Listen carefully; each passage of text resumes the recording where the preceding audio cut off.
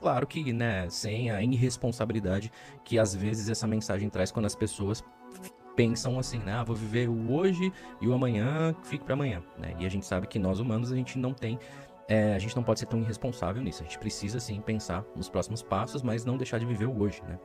E, enfim, a fábula termina aí e eu fiquei, caramba, mas não teve começo, meio e fim esquisito, não entendi direito, mas aquilo me acendeu uma luzinha, né? E o taoísmo, de repente, ele caiu na minha vida como uma bomba, assim, que trouxe muitas coisas boas, né? Mas você percebe que, no meu caso, né, no meu processo, eu levei 10 anos para que, de fato, isso começasse a fazer sentido para mim. Não que não tinha feito antes, mas eu tive o entendimento, né? Eu aprendi isso com o caboclo, né? Do entendimento versus a conscientização, né?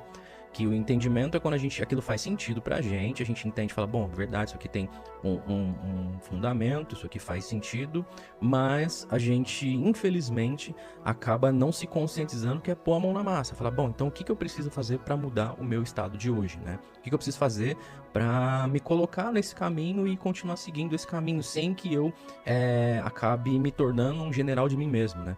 Colocando muitas expectativas de acordo com as expectativas de outros ou daquelas que a gente cria na nossa mente, né? Quando a gente vê outros que já praticam, que fazem aquilo, que foi o exemplo que eu estava falando sobre a corrida, por exemplo, né?